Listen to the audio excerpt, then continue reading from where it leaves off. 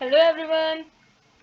So today we are going to start biology class 12, chapter number 15 of unit number 10. And the name of the chapter is biodiversity and conservation.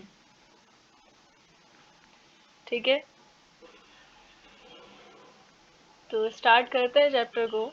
If an alien species from a distant galaxy were to visit our planet Earth, first thing that will amaze and baffle him would be most probably the enormous diversity of life that would encounter. तो समझ आ रहा होगा कि भाई कोई alien species अगर हमारे planet पे विजिट करती है तो उसको सबसे अजीब चीज, यूनिक चीज, एक अद्भुत, एक पागल करने वाली चीज, उसको जो अमेज कर देगी, उसको चौंका देगी, वो होगी हमारे अर्थ पे प्रेजेंट डाइवर्सिटी, ऑर्गेनिजम्स जो इतने डाइवर्स. ठीक है. Even for humans, the rich variety of living organisms with which they share the planet Earth never would find it hard to believe never ceases to astonish and fascinate us. हम लोग जो रह रहे हैं, ठीक है, जिनके साथ हम लोग, इतने स्पीशीज के साथ हम लोग शेयर करें, क्या हमको पता है हमारी अर्थ पे कितने स्पीशीज हैं? हम लोग कभी आइडिया भी लगाते हैं, और जब भी हम लोग सोचते हैं, जब भी हमको कहीं से कोई आइडिया लगता है, हम लोग कभी कोई वीडियोस, कोई रिसर्च करते हैं, तो हमें पता लगता है, तो हम लोग कितना हम लोग भी अमेज हो जाते हैं, हम लोग भी अमेजिंग सा फील करते हैं कि वाह, मतलब इतनी सारी स्पीशीज के साथ हम लोग रहते हैं. और ये इस डिफरेंट डिफरेंट तरीके के इतने अजीब अजीब अद्भुत जानवर हैं. हमें पता नहीं था इतने अलग अलग लोग, इतने अलग अलग जीव भी हैं हमारी इस धरती पे. जब हम लोग ही इतना चौंक जाते, तो सोचिए दूसरे प्लेनेट से आने वाला तो ऑफकोर्स अमेज होगा ही. The common man would find it hard to believe that there are more than 20,000 species of ants.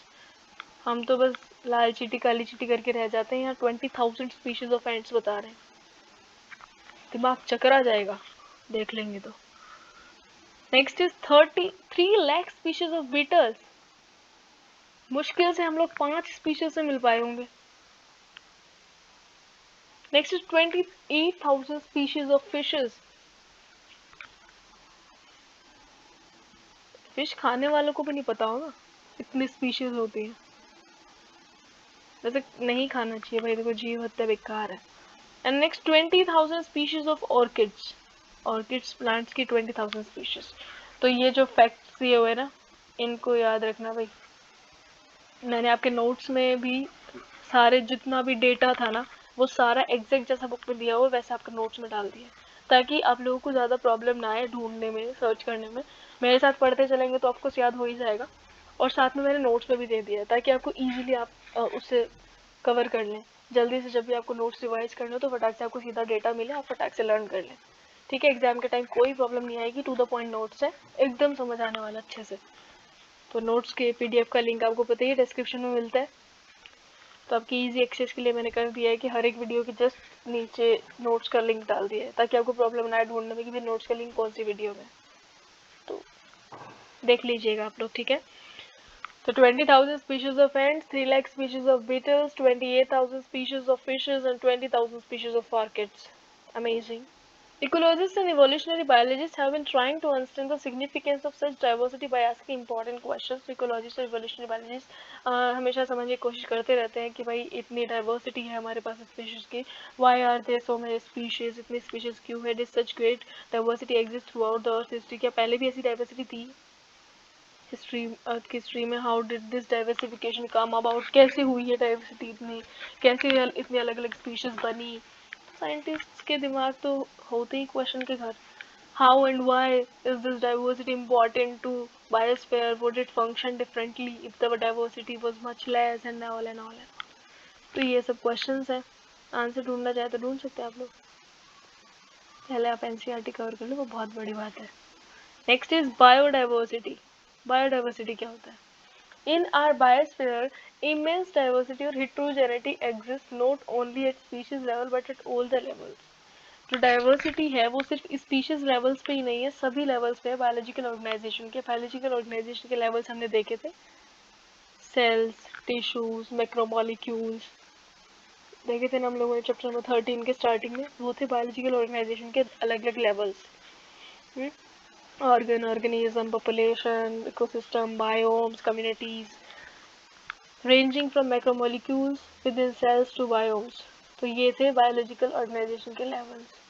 तो इन लेवल्स पे डाइवर्सिटी हर लेवल पे एग्जिस्ट करती है, स्पीशीज लेवल पे नहीं, हर लेवल पे।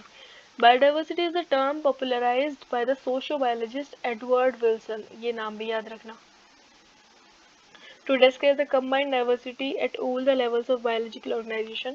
The most important of them are, तो ये जो डाइवर्सिटी के लेवल्स में सबसे इम्पोर्टेंट कौन कौन से, एक तो जेनेटिक डाइवर्सिटी, तो जेनेटिक डाइवर्सिटी। तो अ सिंगल स्पीशीज जो है वो जेनेटिक लेवल पे किस तरीके से एक डिस्ट्रीब्यूशन रेंज में अपनी डाइवर्सिटी शो करती है, हाई डाइवर्सिटी शो करती है। जैसे कि हम जानते हैं कि मेडिसिनल प्लांट रोवोल्फिया वोमिटोरिया जो है अपने केमिकल का जो पोटेंसी है कि कितना केमिकल का कंसंट्रेशन वो प्लांट प्रोवाइड कर सकता है, तो वो हिमालयन रेंज में वेरी करता है, डिफरेंट डिफरेंट रेंजेस में डिफरेंट केमिकल्स की जो कंसंट्रेशन है वो प्रोड्यूस करता है। जैसे कि कोई 5% कंसनट्रेटेड केमिकल रिलीज हो रहा है किसी प्लांट में मिल रहा है, किसी में 2%, किसी में 3%, इस तरीके से इनकी जो परसेंटेज है ना केमिकल की कंसंट्रेशन की वो वेरी कर रही है हिमालयन रेंज में। इस प्लांट के अंदर जो केमिकल प्रेजेंट है ना, रेजोपाइन, एक्टिव केमिकल रेजोपाइन, हाँ, तो उसकी कंसंट्रेशन कैसे वेरी कर रही है, तो ये इसे कहते हैं जेनेटिक डाइवर्सिटी। तो जेनेटिक लेवल पे कैसे वो कंसंट्रेशन वेरी कर रहा है, ठीक है, दैट द प्लांट प्रोड्यूसेस, ये प्लांट ये रेजरपाइन केमिकल प्रोड्यूस करता है, तो इसका कैसे अलग अलग रेंजेस में वेरी करता है। India has more than 50,000 genetically different strains of rice, amazing ना, कि 50,000 से ज़्यादा different varieties, genetically different strains है हमारे पास राइस के, ठीक है। And next is 1000 varieties of mango, हमारे पास 1000 वेराइटीज है मैंगो की। हम लोग जैसे कि तोता आम, अलग अलग मैंगोज की वेराइटी जानते हैं हम लोग, ठीक है, normally Hapus and you go for that, वो जो थोड़े पतले वाले जो छोटे छोटे आम आते हैं उनका अलग ही नाम होता है। तो इस तरीके से हम लोग तो कुछ 5-7 जानते होंगे, लेकिन कितनी वेराइटीज़ है, 1000 वेराइटीज़। तो 1000 varieties of mango, 50,000 different genetically different strains of rice, that's amazing, that's different, very unique, है ना। और ये हमारे यहाँ है डाइवर्सिटी में। Next species diversity, the diversity eight species level. Genetic diversity मतलब जेनेटिक लेवल पे डाइवर्सिटी, यानी कि जेनेटिकली डिफरेंट डिफरेंट स्ट्रेन्स, ठीक है। सिमिलरली स्पीशीज डाइवर्सिटी होती है यानी कि अलग अलग लेवल पे, स्पीशीज के लेवल पे डाइवर्सिटी। जैसे कि जो वेस्टर्न घाट्स में एम्फीबियंस की जो स्पीशीज डाइवर्सिटी है वो ज़्यादा है as compare to eastern Ghats. Amphibians, ठीक है, एम्फीबियंस तो सब जानते हैं, फ्रॉग, ये सब जो इंक्लूड करता है एम्फीबियंस, है ना। तो एम्फीबियंस की जो स्पीशीज डाइवर्सिटी है वो वेस्टर्न घाट्स में ज़्यादा है as compare to eastern Ghats. Species diversity भी इतना दिया हुआ है। Next is ecological diversity. तो इकोलॉजिकल लेवल पे India for instance with its deserts, ecological level पे इंडिया में क्या क्या, deserts, rain forest, mangroves, coral reefs, wetlands, estuaries and alpine meadows has greater ecosystem diversity than the Scandinavian country like Norway। मतलब एक ऐसी countries के बजाय, Norway जैसी कंट्रीज के बजाय हमारी इंडिया में इतनी वेराइटीज हैं, इकोसिस्टम लेवल पे कितनी डाइवर्सिटी है, डेजर्ट्स है हमारे पास, रेन फॉरेस्ट है, मैनग्रोव्स है, कोरल रीफ्स है, तो मतलब varieties of things at a level पे इकोसिस्टम लेवल में वेराइटीज देखने को मिलती है, ठीक है। वेटलैंड्स, एस्चुरीज, एप्लामिडोन्स, तो ये कैसे वाला एनवायरनमेंट हो गया, एक्वेटिक एनवायरनमेंट, वेटलैंड्स में, एस्चुरीज में, तो ये क्या रिप्रेजेंट कर, डाइवर्सिटी रिप्रेजेंट कर रही है। It has taken millions of years of evolution to accumulate this rich diversity। तो हमको कितने मिलियन ईयर्स लगे हैं, इस अर्थ पे कितने मिलियन ईयर्स गुजर गए, उसके बाद ये इतनी डाइवर्सिटी आ पाई है नेचर में, इतना चेंज आ पाया है, इतनी रिच डाइवर्सिटी को एक्यूमुलेट करने में इतना टाइम लगा है, मिलियंस ऑफ ईयर्स लगे। But we could loss this wealth in less than 2 centuries, और हम इस वेल्थ को 2 centuries से भी कम टाइम, यानी कि 200 सालों से भी कम टाइम में ख़त्म कर सकते हैं। तो क्या आप लोग यही चाहते हैं कि हमारी डाइवर्सिटी फिनिश हो जाए? नहीं ना, हम लोग खोना नहीं चाहते इसको, ये इतनी अच्छी खूबसूरत जो हमारे इंडिया को इतना अच्छा बनाती है, हम लोग उसको लॉस थोड़ी ना करना चाहेंगे। लेकिन हम लोग तो इसी कगार पे, हम लोग कॉन्स्टेंटली किस तरीके से नेचर को हार्म कर रहे हैं, क्या ये हम लोग नहीं देख पा रहे? Yes, so this is wrong. It will take less than 2 centuries if the present rates of species losses continues, जिस हिसाब से स्पीशीज खत्म हो रही है, मर रही है, एक्सटिंक्ट हो रही है स्पीशीज, तो इस हिसाब से तो हो ही जानी चाहिए। तो biodiversity and it's conservation now vital environment issues, तो ये एक इशू बन गया, एनवायरमेंटल वाइटल बड़ा इशू बन चुका है, ऑफ इंटरनेशनल कंसर्न, एक सोचने का कंसर्न इशू बन चुका है, as more and more people around the world begin to realise, जैसे जैसे लोगों को ज़्यादा समझने लगेंगे, एहसास करने लगेंगे कि कितनी इंपॉर्टेंट है डाइवर्सिटी का इम्पोर्टेंस हमारी लाइफ में, उतना ही जल्दी कवर अप हो पाएंगे हम लोग। The importance of biodiversity and survival for wellbeing, हमारे जीने के लिए, हमारे अच्छे खुशहाल रहने के लिए इन्हीं का सहारा है। जब जितना जल्दी हम लोग इस बात को समझ लेंगे उतना अच्छा होगा हमारे लिए, हमारे प्लेनेट के लिए। So this was the biodiversity at different levels. We have discussed here about the genetic diversity, or the species diversity, ecological diversity. These were the levels of diversity. Okay, then how many species are there on Earth and how many in India? Since there are published records of all the species discovered and named, तो उन सब के records हमारे पास है. We know that how many species in all have been recorded so far, but it is not easy to answer the question of how many species are there on Earth, क्योंकि सभी species को research नहीं कर पाए हम लोग, इतनी study, deep study नहीं कर सकते, हर एक जगह पर नहीं जा पाए. Many are the places जहाँ पर possible ही नहीं है जाना, वहाँ पर भी exist करती है different species, और बहुत सी जगहों पे हम लोग इतना explore नहीं कर पाए because it's very large to explore. We can only take the average idea. Okay, so according to the International Union for Conservation of Nature and Natural Sciences, Natural Resources, IUCN एक union बनाएगी, एक community जो है, एक committee है 2004. So इसके according the total number of plants and animal species described so far are slightly more than, इनके according तो बस यही था कि 1.5 मिलियन से थोड़ा सा ज़्यादा है प्लांट्स और एनिमल्स, इनकी सबके species. But we have no clear idea about how many species are yet to be discovered and described. कितनी डिस्कवर होनी बाकी है और कितनी डिस्क्राइब होनी बाकी है, अभी उनके बारे में कोई आइडिया नहीं. एस्टिमेट्स वेरी वाइडली, लोगों के एस्टिमेट्स जो हैं, जो अंदाज़ा लगाते हैं, प्रेडिक्शंस जो हैं वो वाइडली वेरी करते हैं. ठीक है, and many of them are only educated gases, और बहुत से तो सिर्फ एक गैस किया गया है कि बस यह इतना ही हो सकता है, कोई एक एग्जैक्ट मेजर अभी तक किसी को नहीं आइडिया है इस बारे में. For many taxonomic group and species inventories are more complete in temperate than in tropical countries.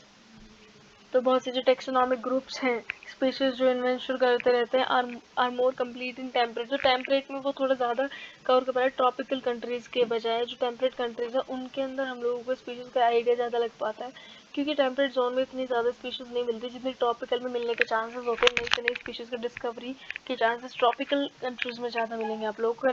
Considering that an overwhelmingly large population of species are waiting to be discovered in tropics, because tropics are usually वो undisturbed रहते हैं काफ़ी time के लिए, इसलिए वहाँ पे speciation होने के चांसेस ज़्यादा रहते हैं.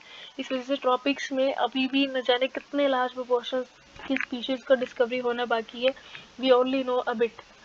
So the biologists make a statistical comparison of temperate tropical species richness of an exhaustively study. तो वो एक comparison करते हैं group of insects और extrapolate this ratio to other groups, और फिर इसको other groups के ऊपर भी इस ratio को accordingly ideally सोचते हैं उसके according, और बस एक prediction based या फिर estimation है, ये एक exact idea नहीं है.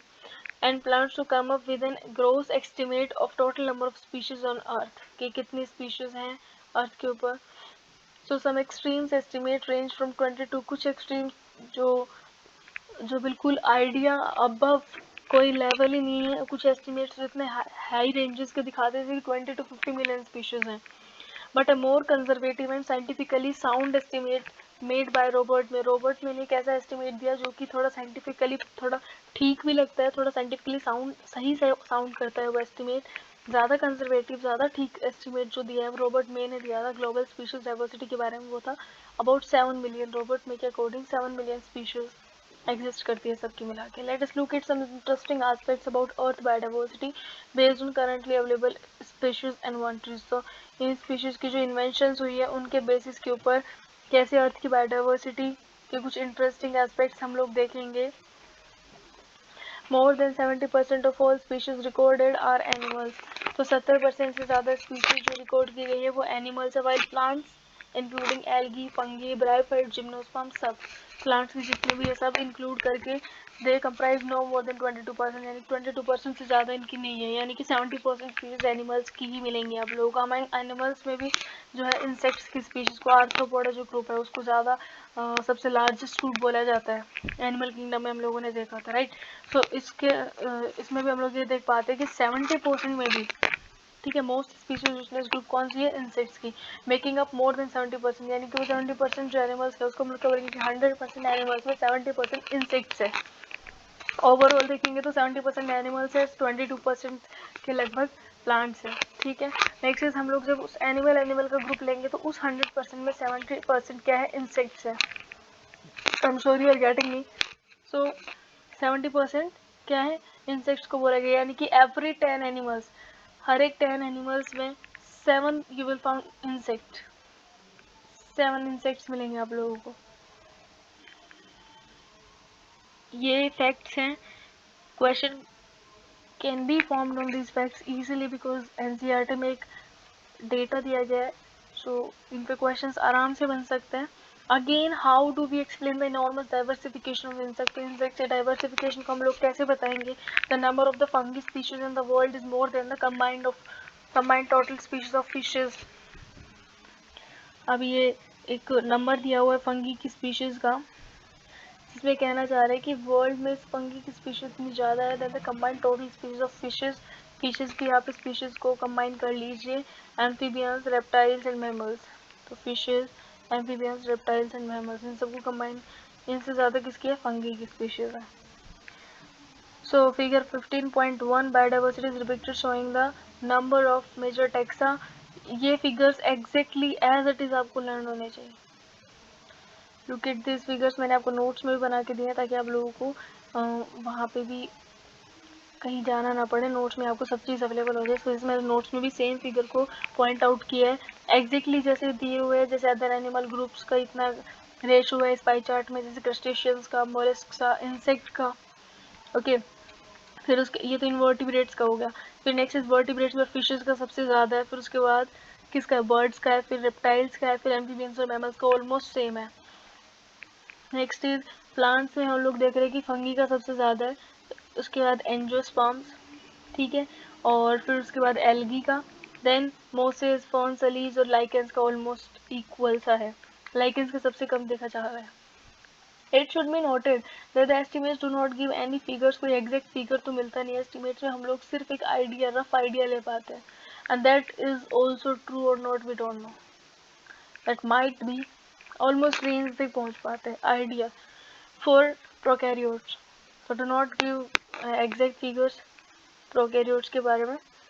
Biologists are not sure about how many prokaryotic species there might be. The problem is that the conventional taxonomic methods are not suitable for identifying microbial species. Microbial species के लिए ये जो conventional taxonomic methods हैं ये problem इनमें आ रही है, ये suitable नहीं है, इनसे हम लोग identify नहीं कर सकते microbial species को, and many species are simply not culturable under laboratory condition. बहुत सी स्पीशीज को हम लोग कल्चर भी नहीं कर सकते लेबोरेटरी में भी। So if we accept the biochemical और molecular criteria for delineating species for this group, then the diversity along might run into millions. और अगर हम लोग ये मॉलिक्यूलर क्राइटेरिया को लाएं स्पीशीज के काउंटिंग वगैरह के लिए, तो इनकी जो डाइवर्सिटी है ये मिलियंस में जा सकती है, ठीक है। क्योंकि अगर हम लोग लेबोरेटरी में कल्चर कर पाते कुछ स्पीशीज़ को, माइक्रोबियल स्पीशीज़ को, तो हम लोग को आइडिया लग जाती कि एक स्पीशीज़ कितना रिप्रोडक्शन या फिर कितना नंबर ऑफ ऑफस्प्रिंग्स प्रोड्यूस कर रहे हैं, तो उसके अकॉर्डिंग एक एस्टिमेशन लगाया जा सकता था। बट क्योंकि इनको कल्चर भी नहीं किया जा सकता बहुत सी स्पीशीज़ को, थस हमारे पास प्रोकैरियोट्स का नंबर का जो एस्टिमेशन है वो भी नहीं है। Although India has 2.4% of world's land area, world के लैंड एरिया में 2.4% इंडिया कवर करता है। इंडिया का जो लैंड एरिया वो कितना है, 2.4% वर्ल्ड के लैंड एरिया में। It shares the global species diversity in, और ये जो हमारी जो इंडिया है वो स्पीशीज डाइवर्सिटी में जो ये शेयर करती है वो 8.1% इसका शेयर हमारे इंडिया का। ये इतना स्पीशीज डाइवर्सिटी हमारे पास जो कि इम्प्रेसिव है, काफ़ी अच्छा है, बहुत ही अलग डिफरेंट लेवल का है, ठीक है। काफ़ी अच्छा परसेंटेज है जो हमारा इंडिया शेयर करता है वर्ल्ड के ग्लोबल स्पीशीज डाइवर्सिटी में। That's what make our country 1 out of 12 mega diversity country. तो हमारी कंट्री मेगा डाइवर्सिटीज कंट्री में आती है इंडिया, बिकॉज यहाँ पे इतने स्पीशीज डाइवर्सिटी है और हमें इसको बनाए रखना है. We do not have to lose, हमें एक्सटिंक्शन पे नहीं ले जाना है इनको, इसको हमको इंक्रीज करना है रेदर देन डिक्रीमेंट, ताकि और अच्छा हमारा शेयर जा सके. बिकॉज वी, हमें एक टॉप में आना है, एक अच्छी हमारी कंट्री को, नेशन को टॉप पे ले जाने के लिए हमें हर जगह पे, हर लेवल पे बेस्ट करना होगा. दैट्स आवर मोटो.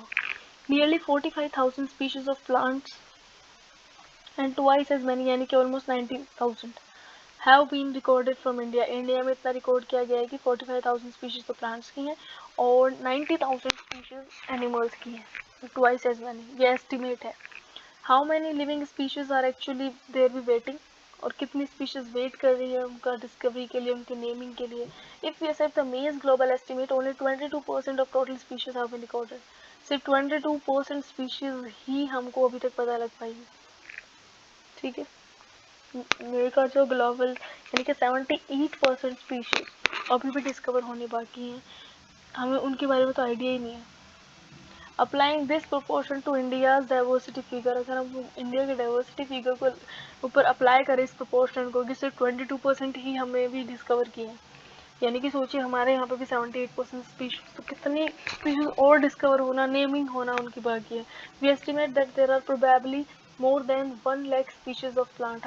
हमने क्या देखा कि हमारे पास मोर देन 1 लाख स्पीशीज किसके हैं, प्लांट्स के, and more than 3 lakh species of animals.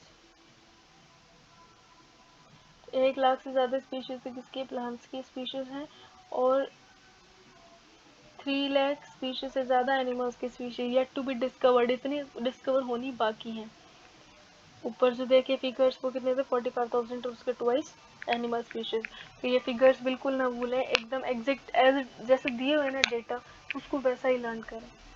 कोई मिसमैच ऊपर नीचे कुछ भी नहीं, एकदम वैसा ही, तभी आप लोगों की स्कोरिंग अच्छा हो पाएगा. ठीक है. Would we ever be able to complete the inventory of biological wealth of our country, क्या हम कभी कर पाएंगे, consider the immense train man power and time required to complete the job. The situation appears to be more hopeless when we realize that a large fraction of these species faces the threat of becoming, और फिर हम लोगों को ये भी सोचना चाहिए कि हो सकता न जाने कितनी स्पीशीज जो डिस्कवर भी नहीं हो, और अगर वो एक्सटिंक्शन के उस पे होंगे, तो कगार पे होंगे, तो वो तो मतलब डिस्कवर होने से पहले ख़त्म हो जाएंगे. तो पता नहीं कितने स्पीशीज हम लोग खो चुके होंगे जब तक हम लोग ये जॉब स्टार्ट करेंगे, और पता नहीं डिस्कवरी हम लोग कर भी रहे हैं या नहीं. So nature's biological library is burning even before we cataloged the titles of all the books stocked there. Nature की बायोलॉजिकल लाइब्रेरी का मतलब नेचर में न जाने कितने साल से उसकी लाइब्रेरी में कितनी ही स्पीशीज पहले से है. ये तो नेचर की लाइब्रेरी तो पहले से बनी हुई है. हम लोग तो अभी तो हम लोगों ने बुक्स बनाने स्टार्ट किया, हम लोग तो अब आके लिखने लगे बुक्स. नेचर तो न जाने कितना टाइम से अपनी बुक्स छोड़ कर रखा है. समझ आ गई इसका मतलब? उसका मतलब ये है कि नेचर में न जाने कितनी स्पीशीज हैं जिसके बारे में जब तक हम लोग पता करने लगे उससे पहले ही वो पता नहीं कितने टाइम से वो चल ही आ रही है स्पीशीज, हम लोग आइडिया भी नहीं लगा सकते. तो pattern of biodiversity will discuss it in next video. तब तक के लिए please do not go for ये चैप्टर छोड़ने वड़ने जैसे काम नहीं. अपनी स्टडी को कंटिन्यू रखें and do not indulge in any different types of activities, just focus on your studies. तब तक के लिए do like, share and subscribe the video as much as you can. Do not forget to hit the subscribe button. Thank you. So subscribe करना ना भूलें और video को जितना हो सके उतना ज़्यादा शेयर करें. Thank you.